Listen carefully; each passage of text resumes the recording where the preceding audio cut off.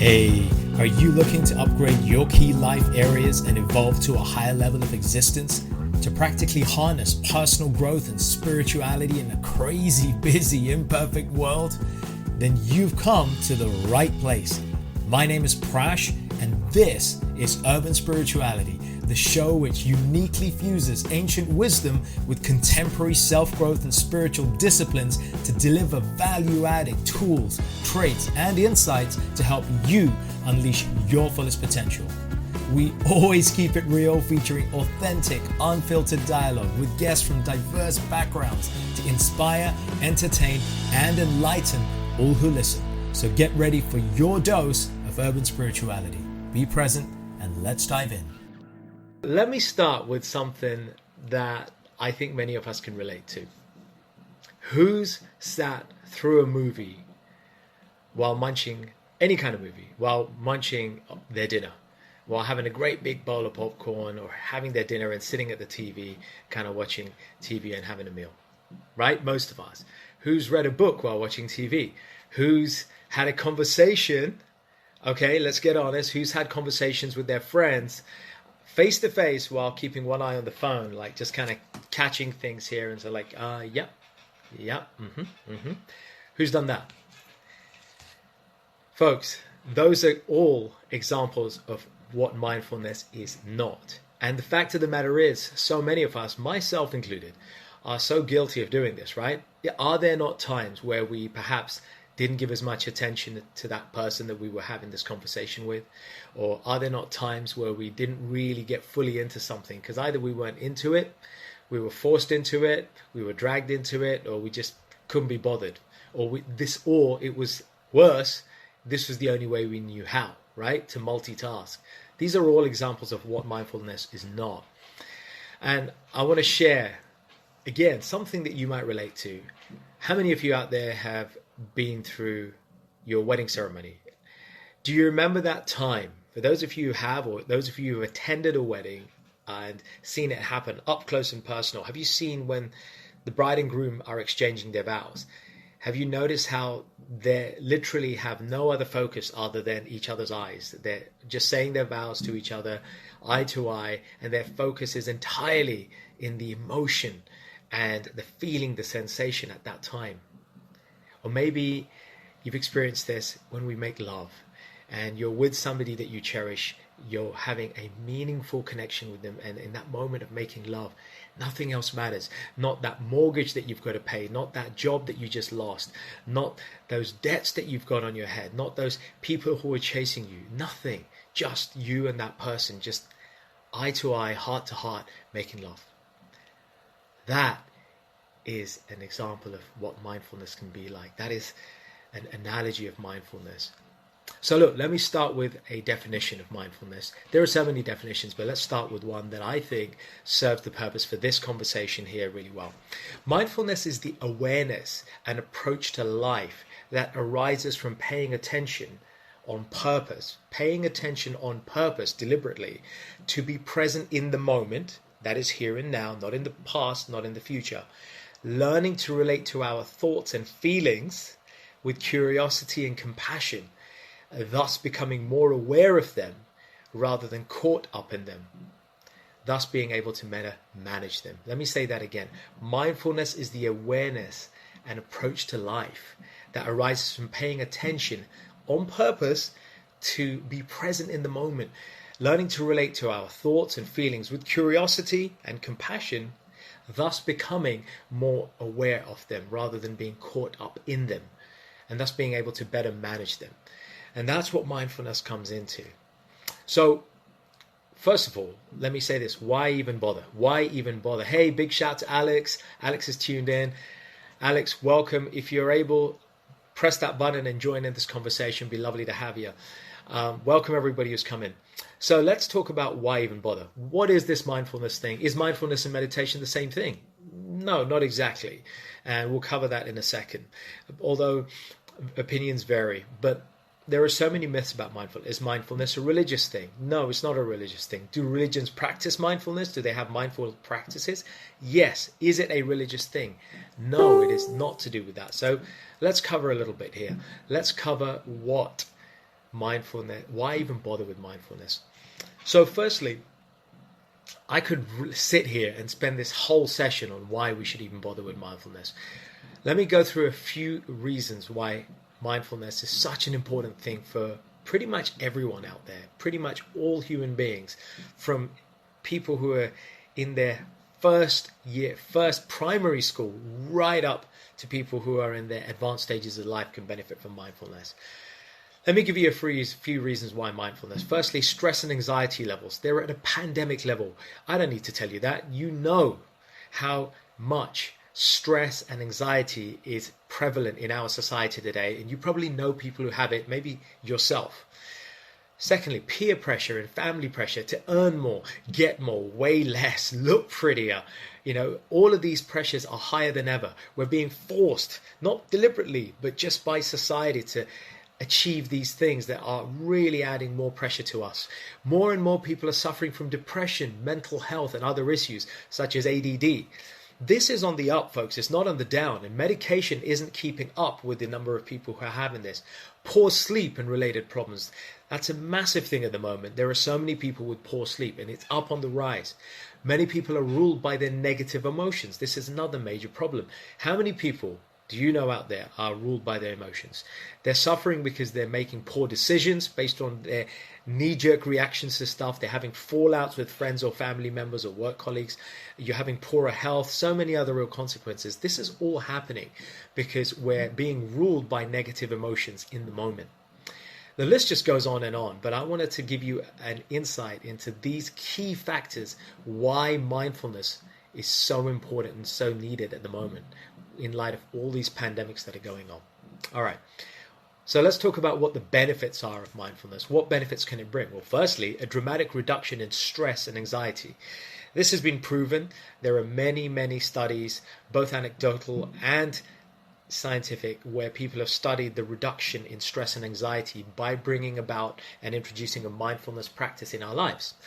Secondly, a healthier relationship with our body and mind, leading to better emotional and physical health. This is a well-documented thing that the more mindful we become, the healthier we make choices in our eating, in our nutrition, and our physical health as well. All of these benefits come about because we've improved our mindfulness.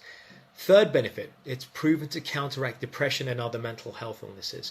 This is proven in many different countries that have introduced mindfulness practices as part of their rehab routine, both in addiction clinics, in prisons, and even regular NHS and public health organizations are rapidly increasing and embracing their mindfulness offerings to inpatients and outpatients. Another benefit, significant improvement in the quantity and quality of our sleep. We know that sleep is one of the key things that is overlooked and causing a big problem for us at the moment. Because it's not just the quantity of sleep, it's the quality. So becoming more mindful will help us to improve both the quality and the quantity of our sleep. Another major benefit is improved personal relationships. Guess what? When you're less likely to be triggered by knee-jerk reactions due to emotions that are firing inside you, the more likely you are to able to respond from a more calm and centered way. As you do so, you communicate more effectively and you're able to also listen more effectively and more productively, which means you're a bit better communicator, a better listener, and this helps obviously on the personal and professional front, right? Also, increased productivity, because listen, increased productivity comes from a better centered state. You're less likely to procrastinate when you're able to make faster decisions and act. So mindfulness helps us to make better decisions because it brings us back to the self. It improves our intuition, our cognition, and our intellectual faculties. As these improve, we're able to focus better. And as we focus better, we're able to make better decisions. And as we can make better decisions, we start to become more productive because we cut out those things that are not serving us and focus on the things that are. So naturally, there's an increase in productivity. And I do a whole course on productivity. It's one of my passions, actually, because I was the most unproductive damn person I knew for years, even in my corporate life. So getting into being productive is such a key thing. So again, mindfulness helps us to become more productive. The list just goes on, but those are some of the key benefits you can get from embracing a mindfulness practice. All right. So I want to just remind you that you're welcome to ask any questions. I'm keeping one eye on the feed, so if you have any questions around mindfulness, just drop them here. I'd love to answer any questions you have around the act of being mindful and the act of meditation. And obviously this is going to be something we're going to cover in more detail and expand upon on our retreat that's taking place at the fantastic one and only Carbon venue at Chantry House from the 15th to the 17th of November. Next month, we'll be spending 2 nights from Friday till Sunday expanding our knowledge, our awareness, and our ability to embrace practices around mindfulness, meditation, inner and outer wellness. My good friend Alex Reed will be on hand. Alex will be bringing his stable of personal and physical skills to the table to help us to improve in all these areas, physically, mentally, spiritually. I'll be doing the stuff with him. Alex does ask, Alex, great question. Does mindfulness stop depression? Mindfulness can contribute to reducing depression. This is well known because when people who are able, this has actually been shown with people who have, for example, bipolar depression, when they're able to be in that state, when they're on that low, and they're taught using anchors and other NLP techniques how to be able to take a few moments to take a breath and be in a mindful state. If they're taught a mindfulness practice, the low and sinking feeling that depression has brought about is alleviated, it is reduced, it is mitigated. So it's not necessarily a replacement for all SSRIs or other antidepressives, but it can really help to balance it and reduce it. So yes, it's definitely a key benefit. Mindfulness will bring that. Any other questions? Chime those questions in. Dementia.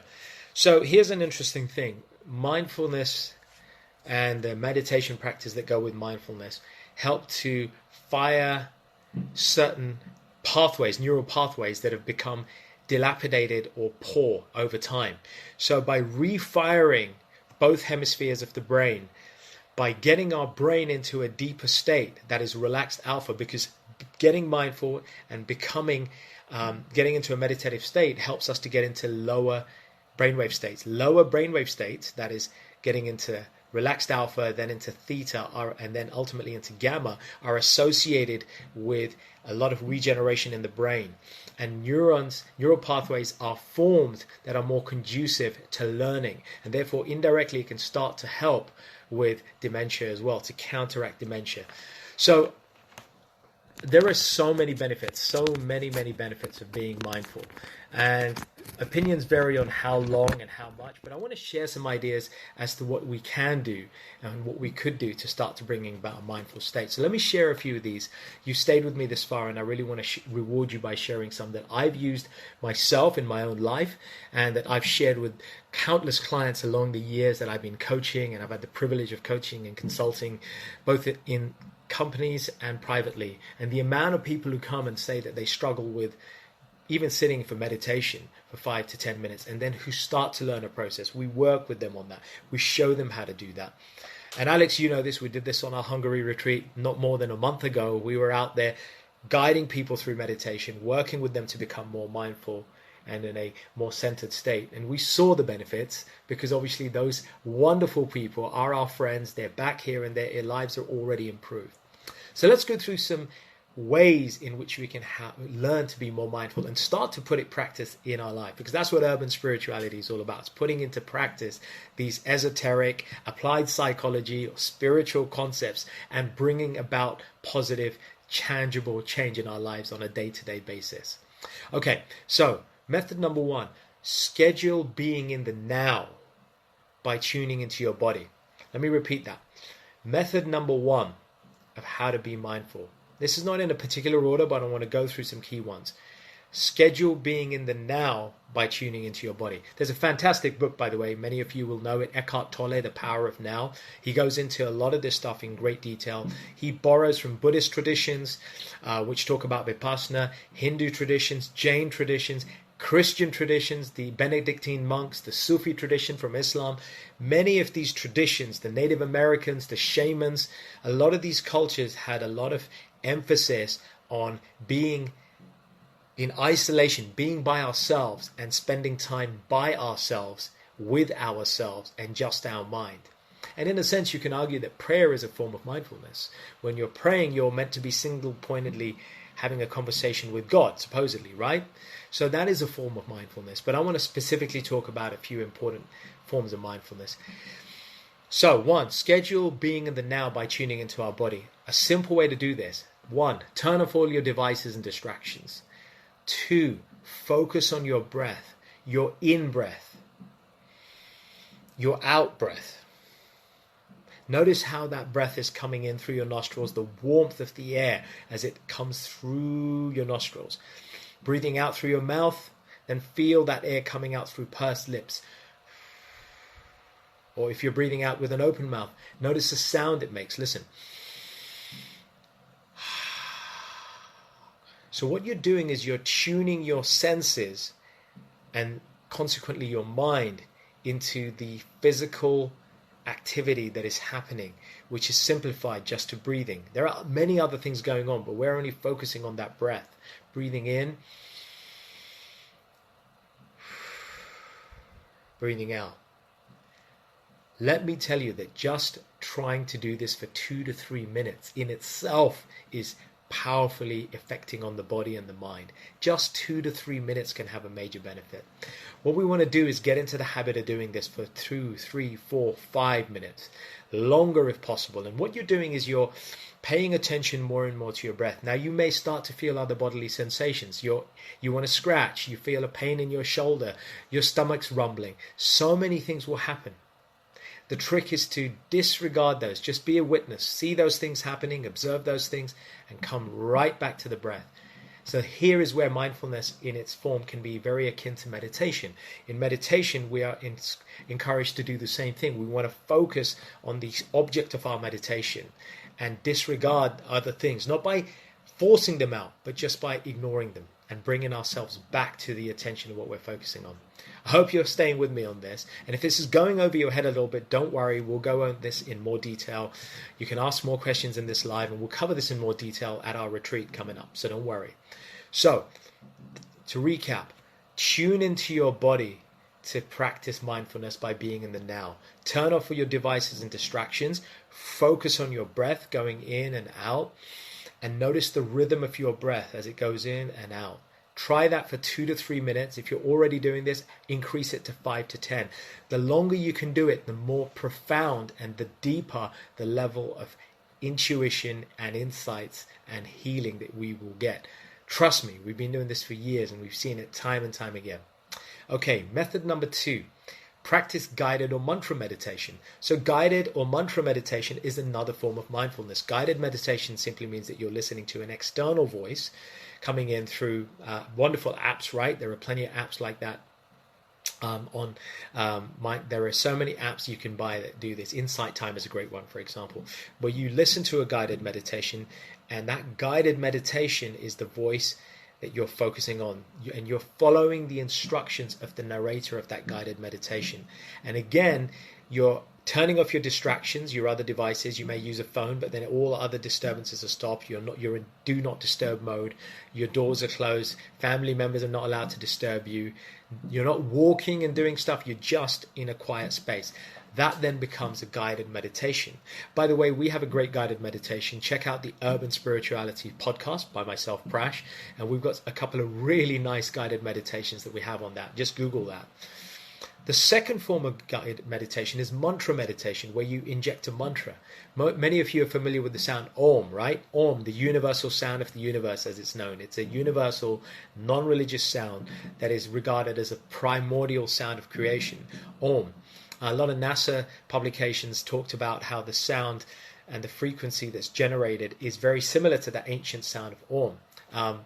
Really insightful stuff, but not the purpose of this session here. So chanting a mantra like Om or chanting a mantra means to free the mind. So you're chanting a mantra, a scientifically proven sequence of words. And I say scientifically, metaphysically proven sequence of words that are proven through the antiquities of time to bring the mind into a calm state. So I'm not talking about chanting Coca-Cola, I'm not talking about chanting Kardashian, Kardashian, Kanye, Kanye, Kanye. I'm talking about chanting powerful mantras that have been descended or passed on through eons and that are practiced by people of spiritual tradition. So that's another way to bring yourself into this mindful state where your focus is then purely the sound of the mantra. Unlike guided meditation where somebody's narrated and you're hearing that, with mantra meditation, you're doing the chanting, you're repeating the mantra, and you're hearing yourself. Again, you're tuning in and becoming mindful to that and shutting out external phenomena.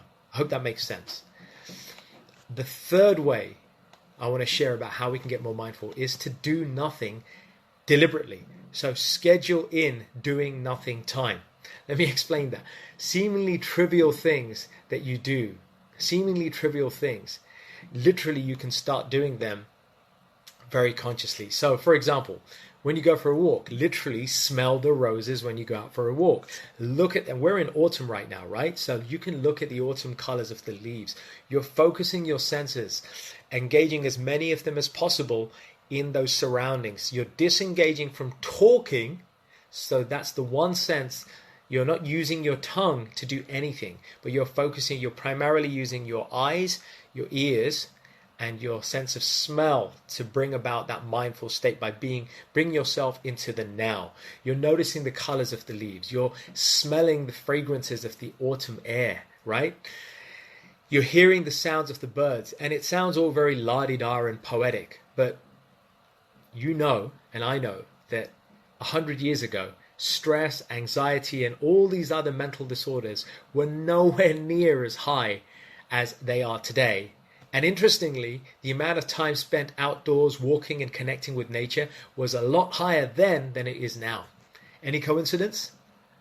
I'll leave you to decide that. But for sure, scheduling doing nothing time and involving our senses in a seemingly really simple, trivial way can be amazing. Spend time in nature. Listen to the birds. Sit by your window and just take 5 minutes in your office to just look outside and just look at the clouds roll by. What you're doing is you're training the senses to switch off from thoughts and focus on one sense or two senses and focus on one phenomena. And by doing so, you're bringing a mind into a single pointed state. Again, you're encouraging mindfulness. Here's another one. How many of you drink tea or coffee, right? Whether it's herbal tea or any other tea. Here's a simple one. Try waiting for that cup of water to boil without doing anything else. No watching your phone, no checking your messages, no talking to a colleague. Just focus, just wait and just be with yourself while that kettle is boiling, literally, or while your food is heating. Just be with yourself. A third idea, eat alone. Sorry guys, there's a slight problem with the podcast here. Eat alone. Just try to eat alone by yourself. Stay focused on what you're doing. No books, no devices, just focus on the food. Does it sound boring? Yeah. But is it going to be insightful? Sorry, guys. I'm back again. There was a problem there with that.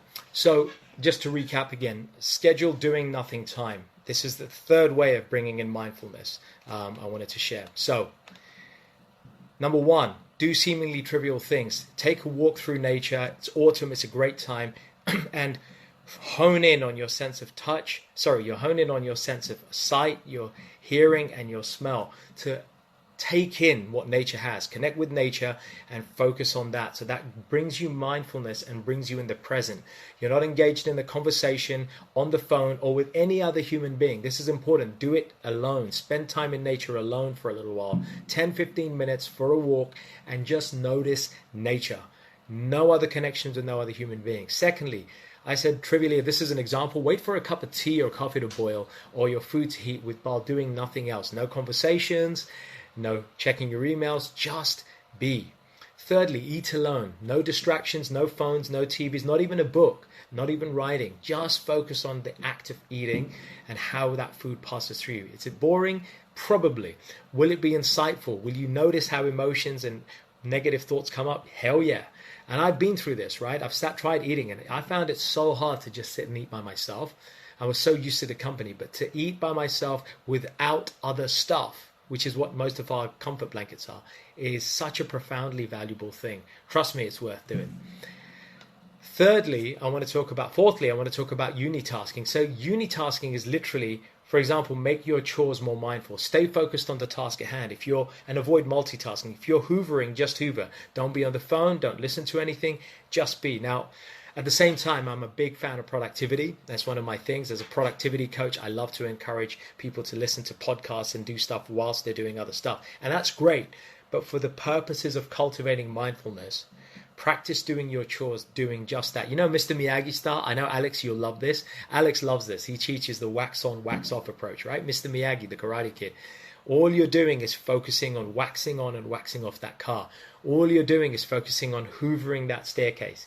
All you're doing is focusing on washing up. You're not chatting to anyone, and you're just noticing the sound of the water. You're noticing the sensation of the heat of the water running across you, the wetness on your hands, the soapiness of the liquid. And you're doing is you're injecting and investing your senses into that which is happening now, the present, not the past, not the future. And when you start to do that, you free yourself from anxiety for that stuff which hasn't happened, and regret, which is the stuff that has happened already. And thereby we release a whole bunch of emotional energy that was being wasted in the past or in the future, and we bring it forward to now. It's no coincidence. Have you ever noticed how children are typically full of energy? They're like, no matter, they just don't seem to get tired. Why? Because they're not regretting about the past or getting anxious about the future. They're staying in the present. Such a powerful thing. So focus on being in the presence when you're doing your tasks. Unitask. Just do that one task at hand. And lastly, the fifth tip I want to leave for being mindful and bringing mindfulness into our lives is about going on a consumption diet. Now, I won't go into detail on this because I love showing this and sharing deeper insights on our course. But let me give you an insight. Choose what your digital consumption is. Become more choosier about what you're consuming through media.